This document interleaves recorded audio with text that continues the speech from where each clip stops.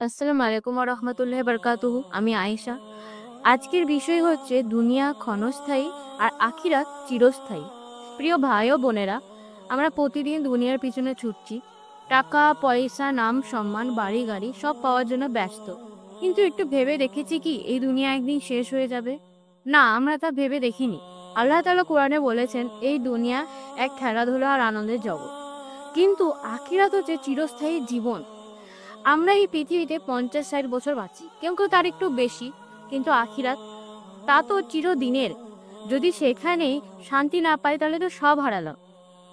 আমরা দুনিয়ার জন্য কত চেষ্টা করি, কিন্তু আখিরাতের জন্য কতটুকু করি? কিছুই করি না। নামাজ পড়ি না সময় মতো, কোরআন পড়ি না প্রতিদিন, গীবত করি, হারাম মজা করি। কিন্তু একটু ভেবে দেখেছি কি এই দুনিয়া ছেড়ে একদিন আমাদের যেতে হবে?